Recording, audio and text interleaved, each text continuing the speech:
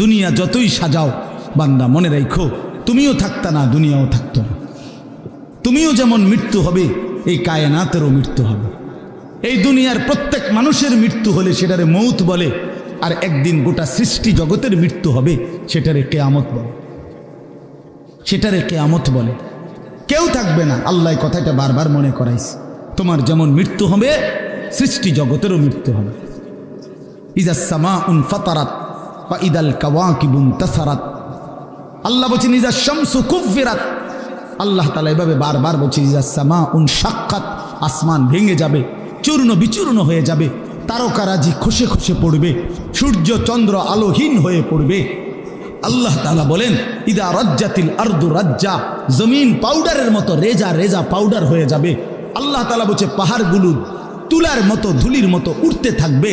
আল্লাহ বলছে বান্দা একদিন আমি গোটা কায়নাত আমি শেষ করে দেব, আমার সংসার আমি গুছায় ফেলবো, আমার এই কায়নাত আমি আল্লাহ তাআলা ইসরাফিলের সিঙ্গার ফু দিলে আমি আল্লাহ তাআলা গুটিয়ে ফেলবো। এই কথাটাই আপনাদের সামনে এখানে আমি শুনাইতে চাই, এই অল্প একটু শুনে। আল্লাহ তাআলা এখানে এই কথাটাই তুলে ধরছেন কোরআনের বহু সূরায়, যে বান্দা এই সৃষ্টি জগৎ একদিন থাকবে না, কিয়ামত হবে, একদিন ইসরাফিল ফু দিবে। ইসরাফিল যেদিন ফু দিবে, কোরআনে এই বর্ণনাটা দুইভাবে আছে। একটা হলো ইসরাফিল প্রথমবার ফু দিবে, আরেকটা হলো ইসরাফিল দ্বিতীয়বার ফু দিবে। ইসরাফিল মোট দুইবার ফু দিবে। প্রথমবার ফু দিলে জমিনের মধ্যে ভূমিকম্প শুরু হবে। আল্লাহ বলেন এই ভূমিকম্পটা গোটা পৃথিবী একসাথে, আমার সৃষ্টি পুরাটা একসাথে নড়বে। ইন্না জালজালাতাস সাআতি শাইউন আযীম। আল্লাহ বলেন বান্দা দুনিয়ায় বহু ভূমিকম্প তুমি দেখছো, তবে মনে রেখো কিয়ামতের ভূমিকম্প, ইসরাফিল ফু দিলে প্রথম যেই ভূমিকম্প হবে, কিয়ামত সংগঠিত হওয়ার জন্য, গোটা সৃষ্টিটা ভেঙ্গে চুরে যাওয়ার জন্য, সেটা হবে বড়ই ভয়ানক, সেটা বড়ই ভয়ানক। ইয়াউমা তারাউনাহা তাযহালু কুল্লু মুরদিআতিন আম্মা আরদাআত। কোরআন শরীফে আছে এই প্রথম ভূমিকম্প যখন শুরু হবে জমিনে, ইসরাফিলের ফু শুরু হবে, সব কিছু যখন ভাঙতে শুরু করবে, আল্লাহ তাআলা বলেন যে মা তার দুধের বাচ্চা কোলে দুধ খাওয়াচ্ছিল, ওই মা সন্তানকে ছুঁড়ে ফেলে দিয়ে পাগলের মতো ছুটতে থাকবে। ওয়াতাদাউ কুল্লু যাতি হামলিন হামলাহা, যে মায়ের পেটের বাচ্চা 10 মাস পূর্ণ হয়ে গেছে, এই আর ঘন্টা 2-4 ঘন্টা পরে বাচ্চাটা প্রসব হবে। আল্লাহর কসম, আল্লাহ কোরআনে বলছে সেই গর্ভধারিণী মা 10 মাস যে তার সন্তানকে গর্ভে লালন করেছে, ইসরাফিলের ফু দিলে জমিনের কম্পন যখন শুরু হবে, ভূমিকম্প, তখন এই গর্ভধারিণী মা এভাবে দৌড়বে, এভাবে ছুটবে, নিজের বাচ্চা নিজের থেকে খালাস হয়ে পড়ে যাবে, বা ফিরেও তাকাবে। ও তারা নাসা সুকারা, আল্লাহ বলে সমস্ত মানুষগুলো বাতালের মতো দৌড়তে থাকবে। এইভাবে সব কিছু কাঁপতে কাঁপতে সব কিছু কিছু দূর গিয়া গিয়া ভাঙ্গা ভাঙ্গা পড়বে, মুখ থুবড়ে পড়বে। তো আল্লাহ রাসূল সাল্লাল্লাহু আলাইহি সাল্লাম বলেন সমস্ত কিছু এই সৃষ্টি জগতের যা আছে আল্লাহ ব্যতীত সব কিছুই প্রথম ফুঁয়ের পরে কাঁপতে কাঁপতে ভূমিকম্পের মতো হয়ে জমিনের তলদেশে চলে যাবে। মাটির উপরে তখন একটি সুতা আর থাকবে না, আর কিছুই না। এই হলো কিয়ামত, প্রথম ফু, প্রথম ভূমিকম্প। নির্দিষ্ট একটা সময় পরে আবার আল্লাহ তাআলা ইসরাফিলকে জীবিত করে আবার বলবেন আরেকটা ফু দাও, একটি নির্দিষ্ট সময় পরে। সেই সময়টা কতদিন? হাদিসের একটি বর্ণনা থেকে, নবীজির একটা বর্ণনা থেকে মুহাদ্দিসিনে কেরাম বলছে এই দ্বিতীয় ফু আর প্রথম ফুর মাঝখানে, প্রথম ফুতে সব কিছু যখন কবরে চলে যাবে, তখন হতে পারে দ্বিতীয় ফু দিতে দিতে মাঝখানের সময় 40,000 বছর। আমার বন্ধু, আমার বাপ, আমার ভাই, রাত হইছে, কষ্ট সবাই করতেছেন, এতটুকু তো ভাবেন সর্বশেষ যেই লোকটা কবরে যাবে, শেষ হতে পারে তাকে কবরেই থাকতে হবে 40,000 বছর। তো এখন যারা মরতেছে তারা কবরে আছে আজকে কত বছর? নবীজি সাল্লাল্লাহু আলাইহি সাল্লামের জামানায় যারা মারা গেছে তারা আজকে কতদিন কবর? ওই নূহ আলাইহিস সালামের জামানায় যারা মারা গেছে তারা আজকে কতদিন কবর? ভেবে দেখেন। আচ্ছা, এই শেষ লোকটাই যদি 40,000 বছর থাকতে হয়, আর যদি কবরের আযাব হয়, তার কি পরিমাণ কষ্ট পাবে সে, কি পরিমাণ কষ্ট পাবে। আল্লাহ রাসূল সাল্লাল্লাহু আলাইহি সাল্লাম বলছেন, কবরের প্রথম শাস্তিটা কি? কোনো ব্যক্তি যখন কবরের প্রশ্নের জবাব দিতে পারবে না, তখন আল্লাহর পক্ষ থেকে ফেরেশতাদেরকে বলবে, কাযাবা আব্দি, আমার বান্দা মিথ্যা বলেছে।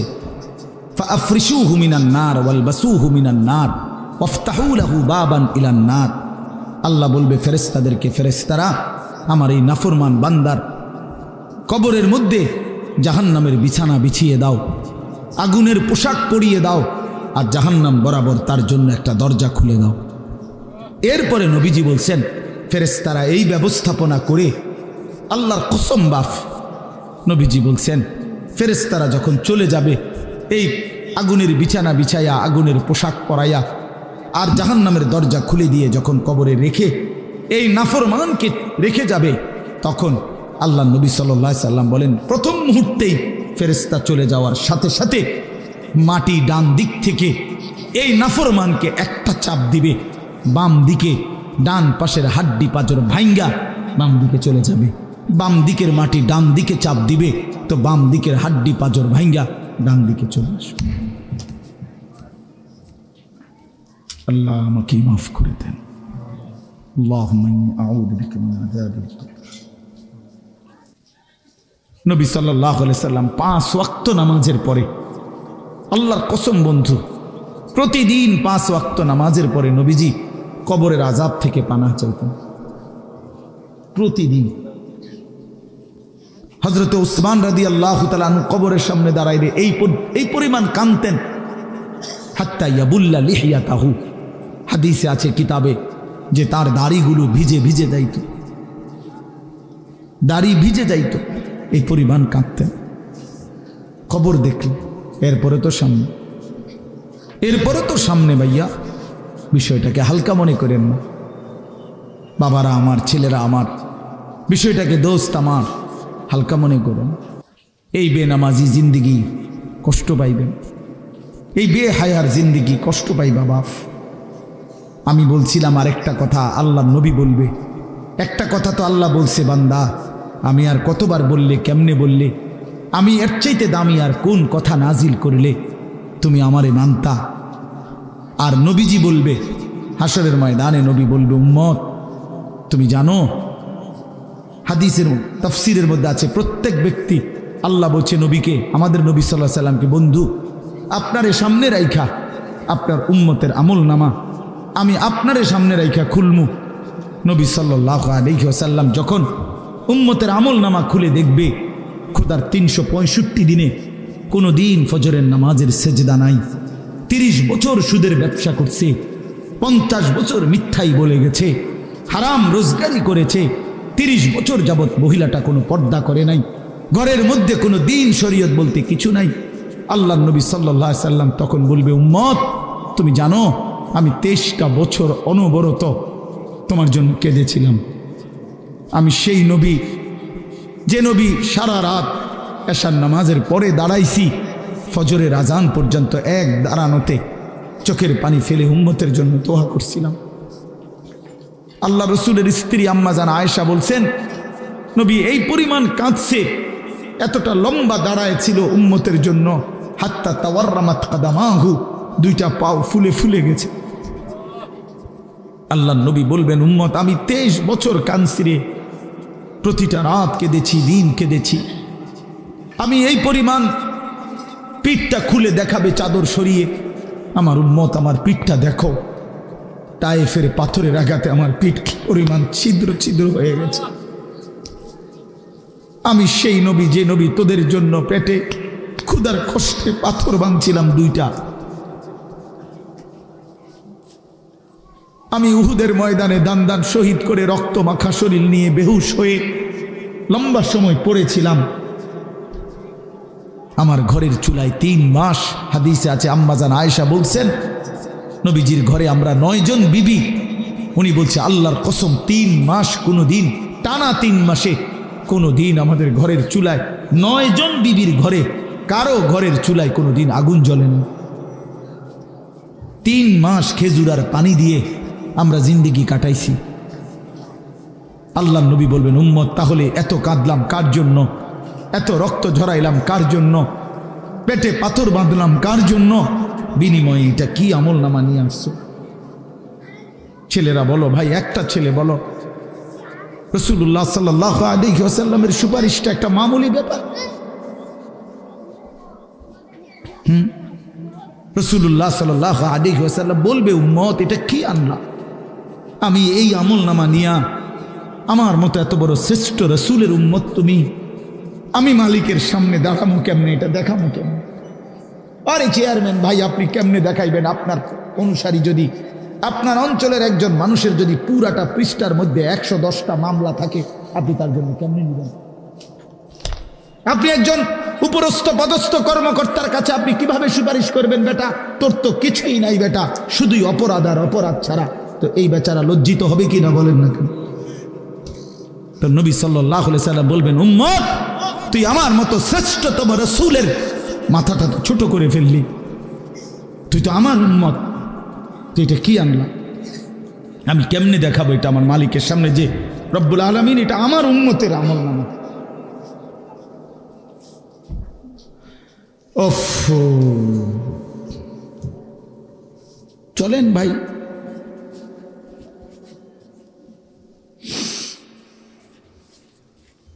এই জন্য দোস্ত আমার, বন্ধু আমার, আমি দিবানিশি এই চিৎকার চেঁচামেচি করি, এই আহাজারি আমার অনেক দিনের। মুসলমানের সন্তান ফিরবে, নওজওয়ানরা ফিরবে, মুসলমানের যুব সমাজ নামাজ পড়বে, আল্লাহরে চিনবে, এটাই আমার স্বপ্ন, এ আমার দিলের তামান্না। কারো প্রতি আলহামদুলিল্লাহ এখন আর দিলে শত্রুতা রাখি না, কারো বিরোধিতা, কারো প্রতি হিংসা করার কোনো সময়ও নাই, বিশ্বাস করেন, একদম সময় নেই, সময়ই তো না। আমি জুমার নামাজ পড়াইছি ঢাকা মোহাম্মদপুর আদাবর, আমার জুমা, ওইখান থেকে আমি জুমার পরে রওনা দিয়া মাগরিবের পরে রোয়াচালা বয়ান করছি, এশার একটু পরে ওই মুসাগারা বয়ান করছি, এরপরে এখানে এসে বয়ানে করছি, শুধু অজু করছি, শুধু অজু, শুধু সময় বাঁচানোর জন্য মসজিদের খানাটা খাই নাই, হোটেলে, পথের একটা হোটেলে মদনপুর পার হয়ে আইসা অল্প কয়টা ভাত খাইছি। এটা বলার উদ্দেশ্য হলো কেরামতি বুজুর্গি বুঝানো না, আল্লাহর কসম বুঝানো হইল এই কথার ফিকির যে কাউরে প্রতিপক্ষ ভাববার কোনো দরকার নেই, কোনো দরকার নেই। আল্লাহ আমাদের সবাইকে বুঝ দান করেন। প্রতিটা ছেলের প্রতি আমার অনুরোধ, বাবা তুমি নষ্ট হইও না, তুমি বরবাদ হইও না। এক বন্ধুর খপ্পরে পইরা, একটা সামান্য মোবাইলের খপ্পরে পইরা, একটা দুষ্ট নারীর খপ্পরে পড়ে, মেয়ের খপ্পরে পড়ে চরিত্রহীন হইও না, চরিত্রহীন। আল্লাহ তাআলা মানুষকে যেই চাহিদা দিছে সেটা পূরণের বৈধ ব্যবস্থাও দিছে। মানুষকে আল্লাহ তাআলা তৃষ্ণা দিয়েছেন, তো তৃষ্ণা নিবারণের জন্য পবিত্র হালাল পানীয় আল্লাহ তাআলা দিয়েছেন। মানুষকে আল্লাহ তাআলা ক্ষুধার চাহিদা দিয়েছেন, তো হালাল খাবারও আল্লাহ তাআলা দিয়েছেন।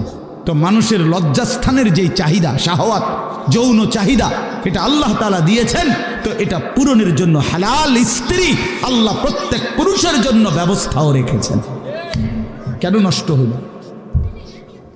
চরিত্রহীন হইবা কেন? উলঙ্গ ছবি আর নর্তকীর পিছনে জীবন শেষ করে দিবা কেন? কি দুঃখে বন্ধু নষ্ট হইলা বলো? অনেক ছেলে তো এখানে বসছো মাশাআল্লাহ, কিন্তু অনেক ছেলের চেহারা দেখলেই বোঝা যায় ভাইয়া নামাজ পড়ো না, চেহারায় সেজদার চিহ্ন নাই। দোস্ত আমার, চিহ্ন নাই। আল্লাহ আমাদেরকে মাফ করে দেন। তো আল্লাহ তাআলা বলেন, ইসরাফিলকে আল্লাহ দ্বিতীয়বার উঠাবে, উঠাইয়া বলবে, ইসরাফিল আবার ফুঁ দাও। এই আবার ফুঁ দিলে এবার আবার জমিন কাঁপতে শুরু করবে দ্বিতীয়বার।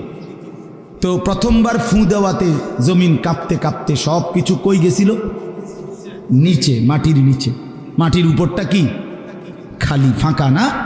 এইবার দ্বিতীয়বার যখন ইসরাফিল ফুঁ দিবে, মাটি কাঁপতে কাঁপতে ভূমিকম্প শুরু হলে এবার জমিনের সমস্ত কিছু ভিতরে যেগুলো ছিল সব কিছু জমিনের উপরে উঠে আসবে, একেবারে একটা সুতা সহ।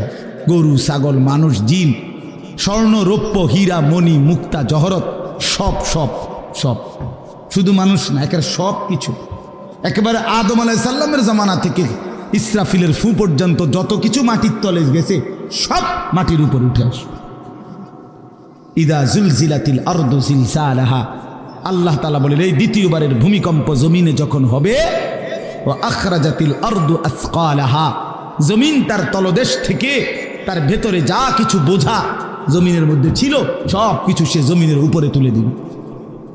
তুলে দিলে তখন তাফসীরের মধ্যে আছে এই যে স্বর্ণ, রৌপ্য, মণি, মুক্তা, টাকা পয়সা, হীরা, জহরত, অর্থ সম্পদ, এগুলোর স্তূপ থাকবে।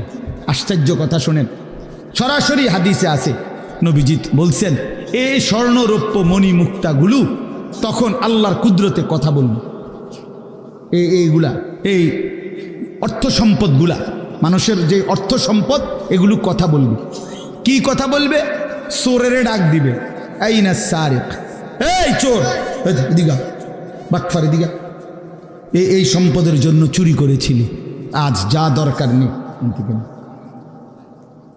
আইয়ুহাল কাতে, এই ডাকাত, দিঘা এখান থেকে নেই, এই সম্পদের জন্য ডাকাতি করছিলি, নেই এখন নেই।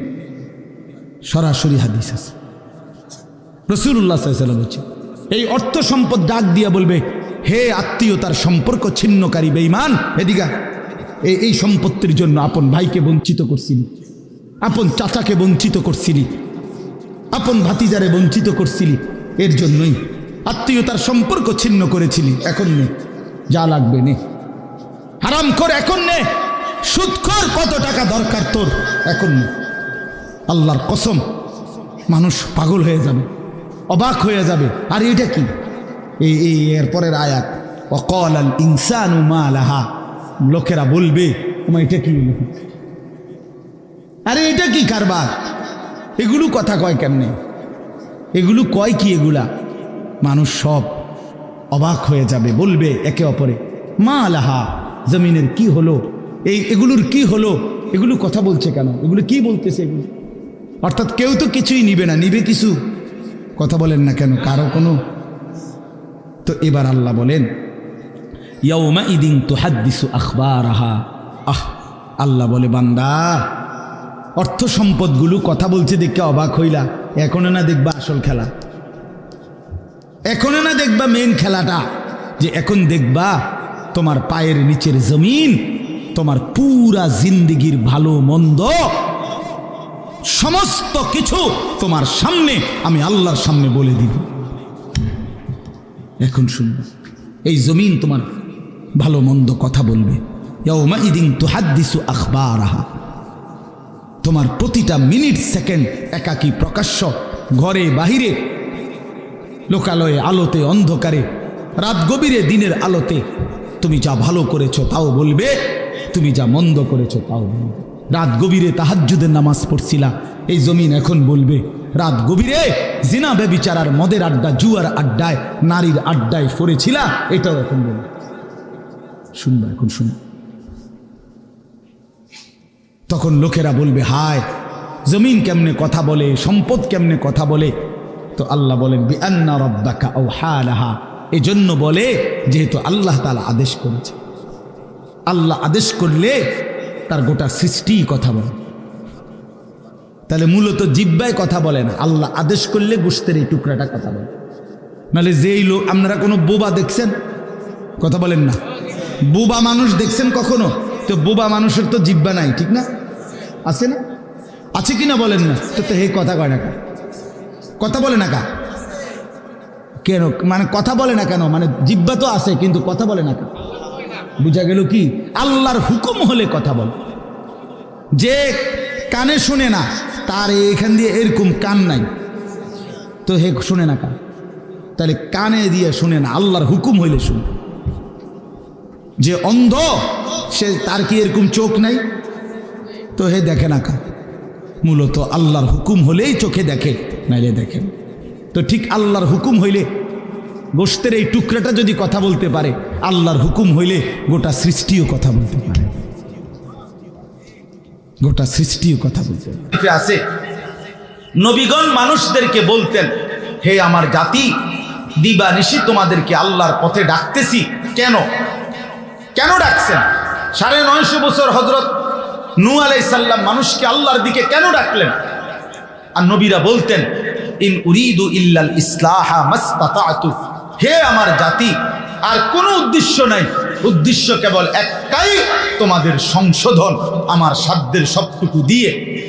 নবীরা বলতেন যে আমি আমার সাধ্যের সবটুকু দিয়ে আমি তোমাদের সংশোধন চাই, তোমাদের পরিবর্তন চাই। এই জন্য আল্লাহ নবী সাল্লাল্লাহু আলাইহি সাল্লাম 23টা বছর দুয়ারে দুয়ারে ঘুরছেন। নবী সাল্লাল্লাহু আলাইহি সাল্লামের যেই কোনো ঐতিহাসিক পরীক্ষা করলে এটা প্রমাণ হবে, আল্লাহ নবী সাল্লাল্লাহু আলাইহি সাল্লাম বিছানার মধ্যে কাত হইছেন যতটুকু, আল্লাহর কসম উম্মতের জন্য দুয়ারে দুয়ারে হাঁটছেন তার চাইতে 10 গুণ বেশি। নবী সাল্লাল্লাহু আলাইহি সাল্লাম মাত্র 10 বছর, 9 বছরের ভিতরে রাসূলুল্লাহ সাল্লাল্লাহু আলাইহি সাল্লাম 57টি যুদ্ধ মদিনায় থাকাকালীন পরিচালনা করেছেন। এর মধ্যে 27টা যুদ্ধে নিজে সশরীরে অংশগ্রহণ করেছেন। 30টা যুদ্ধে সাহাবায়ে কেরামের নেতৃত্বে যুদ্ধের কাফেলা পাঠাইছেন। তো যিনি 9 বছর, 9.5 বছর, 10 বছরের ভিতরে 57টি যুদ্ধ পরিচালনা করছেন, 27টা যুদ্ধে নিজে অংশগ্রহণ করেছেন ঘোড়ার পিঠে চড়ে। এরপরে কোরআনুল কারীমের আয়াতগুলো সংগ্রহ করেছেন, এই লক্ষ সাহাবীর মাসআলা মাসাইলের সমাধান দিয়েছেন। এরপরে উম্মতের 5 ওয়াক্ত নামাজের ইমামতি করেছেন, জুমার নামাজের বয়ানাত করেছেন, সাহাবায়ে কেরামকে তালিম দিয়েছেন, অন্তরাত্মা তাজকিয়া পরিশুদ্ধ করার মেহনত করেছেন। হর সমস্ত এই ফিকির এবং এই মেহনতের ভিতরে বিশ্রাম মিলল কখন? বলেন, ইনসাফের কথা বলেন, বিশ্রাম মিলল কখন?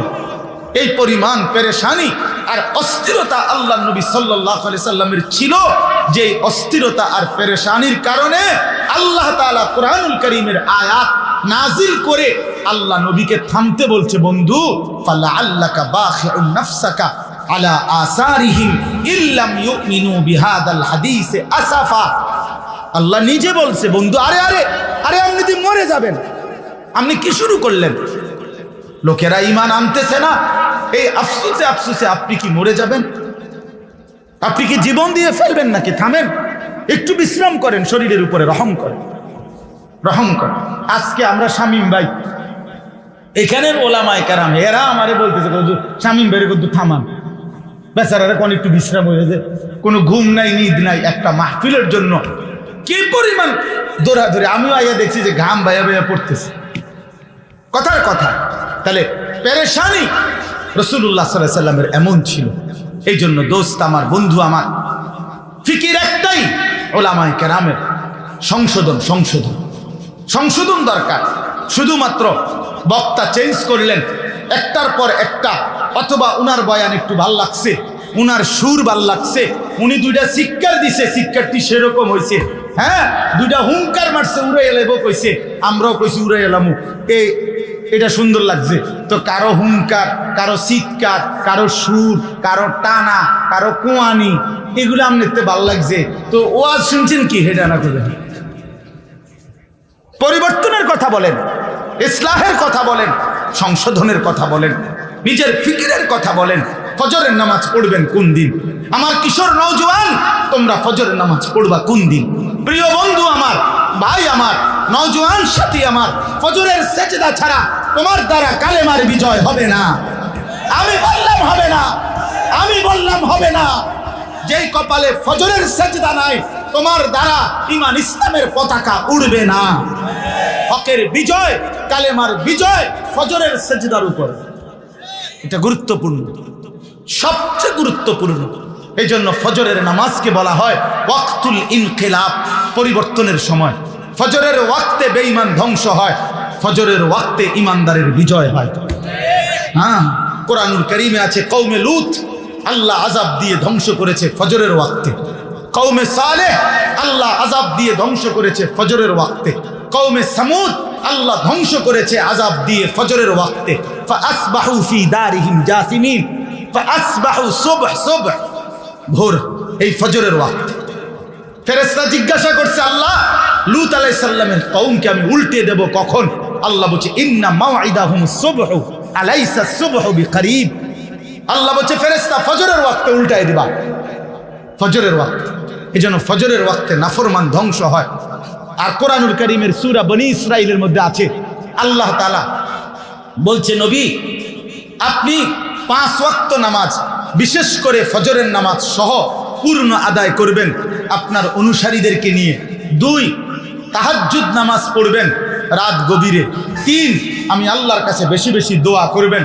আল্লাহর নবী বলেন, আরে আল্লাহ বলেন, বন্ধু এই 3 আমলে যত্নবান হবেন, আমি ওয়াদা দিলাম, ওয়াকুল জা আল হাক্কু ওয়া যাহাকাল বাতিল। এরপরে এই আয়াত সূরা বনী ইসরাঈলে এই 3 আমলের পরের আয়াত হলো, চতুর্থ আয়াত হলো এটা, আকিমিস সালাতা লিদুলুকিশ শামসি ইলা গাসাকিল লাইলি ওয়া কুরআনাল ফজর ইন্না কুরআনাল ফজরি কানা মাশহুদা। আল্লাহ 4 ওয়াক্ত একসাথে বলছে, লিদুলুকিশ শামসি ইলা গাসাকিল লাইল। আল্লাহ বলে সূর্য পশ্চিম দিকে হেলে যাওয়ার পর থেকে রাত্র পূর্ণ হওয়া পর্যন্ত যেই নামাজগুলো সেগুলো আদায় করেন, অর্থ হলো জোহর, আসর, মাগরিব, এশা, ওয়া কুরআনাল ফজর, এবং বিশেষভাবে ফজরের নামাজ আদায় করেন। আল্লাহ কোরআনে বলছে বিশেষভাবে কোন নামাজ? বলেন না কোন নামাজ? বলেন, আবারও বলেন কোন নামাজ? আর পরে আল্লাহ বলছে ওয়া মিনাল লাইলি ফাতাহাজ্জাদ বিহি নাফিলাতান লাক, এই তাহাজ্জুদ। এরপরে বলছে ওয়াকুর রব্বি আদখিলনি মুদখালা সিদকিন, এই যে দোয়া রব্বি আদখিলনি, আমি সংক্ষেপে বললাম আর কি। এক হলো ফজর সহ 5 ওয়াক্ত নামাজ, 2 তাহাজ্জুদ নামাজ, 3 বেশি বেশি দোয়া। খোদার কসম আল্লাহ এরপরেই বলছে, যেন নবী বলছে, মাওলা এই 3টা ঠিকমতো আদায় করছি, ফজর সহ 5 ওয়াক্ত নামাজ পড়ছি, তাহাজ্জুদ আদায় করছি, আপনার কাছে দোয়ার হক আদায় করছি। আল্লাহ এখন বলেন ওয়াকুল জা আল হাক্কু, এবার বলেন শুনেন, যা আল হক, হকের বিজয় হয়ে গেল। এজন্য প্রিয় বন্ধু, ফজরের সেজদা ছাড়া ইমানের বিজয় হবে না, ইসলামের বিজয় হবে না, কোরআনের বিজয় হবে না। আমার কাছে একটা আরবি কিতাব আছে, ডক্টর রাগিব সারজানির লিখিত কিতাব, মিশরের একজন দার্শনিক পণ্ডিতের লেখা। এই কিতাবের মধ্যে আছে, উনি বলছেন ইয়াহুদি যারা, এই যে ইসরায়েলের ইয়াহুদি কুত্তারা, এদের যত ধর্মগুরু, ইয়াহুদি ধর্মের যত পণ্ডিত ধর্মগুরু, তাদের একটা বক্তব্য হলো, তাদের ধর্মগুরুরা ইয়াহুদিদেরকে বলে যে মুসলমানদের হাতে ইয়াহুদিদের পরাজয় হবে কোন দিন, ইয়াহুদিদের পরাজয় চূড়ান্ত হবে কোন দিন? তাদের ধর্মগুরুদের বক্তব্য হলো, যেদিন মুসলমানদের জুমা এবং ফজর বরাবর হবে। আল্লাহর কসম আমি নিজে করছি, মুসলমানদের জুমার নামাজ আর ফজরের নামাজের মুসল্লি যেদিন বরাবর হবে, সেদিন ইমানদার মুসলমানদের হাতে সমস্ত বেঈমানের পরাজয় হবে। দাজ্জালের বিরুদ্ধে ইমাম মাহদী এবং ঈসা আলাইহিস সালাম চূড়ান্ত লড়াই করবেন কখন? এই ব্যাপারে 2টা বর্ণনা। একটা হলো ঈসা আলাইহিস সালাম নেমে আসবেন আসরের নামাজের সময়, আরেকটা বর্ণনা হলো ঈসা আলাইহিস সালাম ইমাম মাহদীকে নিয়ে দাজ্জালের বিরুদ্ধে এবং ইহুদিদের শেষ ধ্বংস করার জন্য শেষ চূড়ান্ত বের হবেন ময়দানের দিকে, ফজরের নামাজ পড়বেন। ওইখানে আছে ইবনে মাজার হাদিস। হ্যাঁ,